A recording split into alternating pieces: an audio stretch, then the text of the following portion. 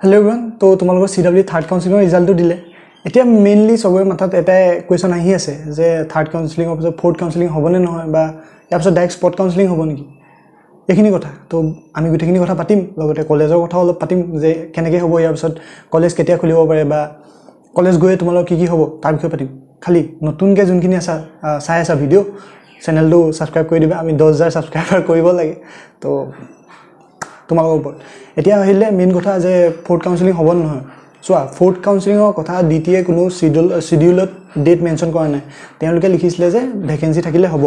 আৰু এইবাৰ আমাৰ কোনো ভ্যাকেন্সি লিষ্টে আমাক দিয়া নাই তো হেতু এটা ডাঙৰ প্ৰবলেম হৈ গ'ল আমি গম পোৱা নাই যে ভ্যাকেন্সি কিমান আছে নে নাই আগৰ কিবাৰ দিছিলে তো আমি গম পাওঁ যোনটো ট্ৰান্সপাৰেন্ট আছিলে বস্তুটো গম পাওঁ যে হ'ব নহয় তো এতিয়া তোমালোকৰ যেহেতু ফিজিক্যাল এডমিশনো আছে তাতে বহুতবোৰ নাযাব তেতিয়া সিটখিনি ভ্যাকেন্ট হৈ যাব আৰু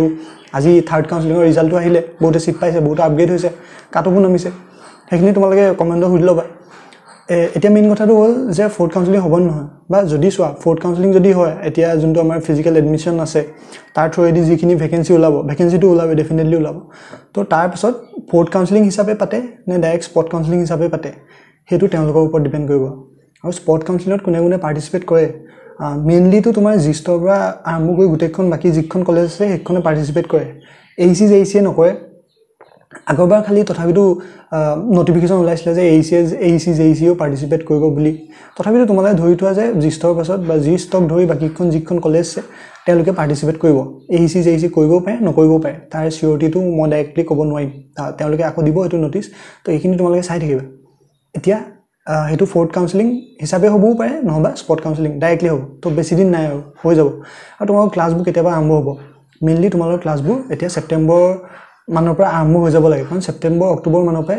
মেইনলি আমাৰ ইঞ্জিনিয়াৰিংৰ যোনবোৰ সেমিষ্টাৰ আছে সেইখিনি আৰম্ভ হৈ যায় তাৰপা ডিসেম্বৰ জানুৱাৰী মানত আমাৰ এক্সাম হৈ যায় মানে বহুত সোনকালে হয় তোমালোকে গৈ পাবা দুমাহমান পঢ়িবা তাৰপা ডাইৰেক্ট তোমালোকে এক্সামে দিব লাগিব সো সেইকাৰণে তোমালোকে গৈ পাই মানে ইফাল বেছিকে নকৰিবা ডাইভাৰ্ট নহবা পঢ়াওনাখিনি অলপ কৰিবা কাৰণ ফাৰ্ষ্ট ইয়াৰত বহুত বেক লাগে তো হেতু তোমালোকে তাৰ পৰা বাচি থাকিবা এতিয়া গৈ পাই তোমালোকৰ কি হ'ব ইন্ডাকশন প্ৰগ্ৰামত কি হয় তোমালোকৰ যোগা কৰাব বা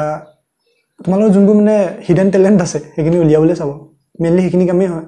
এমাহমান হ'ব লগতে ক্লাছো হ'ব সাইড বাই সাইড আৰু তোমালোকৰ যোনটো সিলেবাস আছে এবাৰ চেঞ্জ হ'ল মানে আগৰবাৰৰ পৰাই চেঞ্জ হৈছে যোনটো NEP 2020 সিলেবাস পাবা তোমালোকে আষ্টু ৱেবসাইটত তাৰ পৰা যাবা মেইনলি তোমালোকে ইউটিউবৰ পৰা পঢ়িব পাৰিবা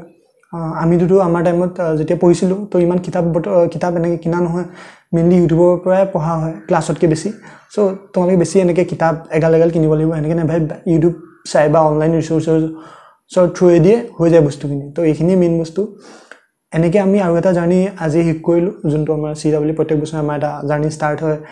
এডমিশনৰ মানে এক্সাম দিয়াৰ পৰা আৰম্ভ কৰি এডমিশনলৈকে লাষ্টলৈকে এটো এবাৰ শেষ হ'ল বুলিয়ে মই ভাবিছো আশা কৰিছো তোমালোকৰ সহায় হ'ল অলপ হলেও তো আজি ভিডিঅ'টো ইমানে আছিলে লগ পাম বেলেগ কেতিয়াবা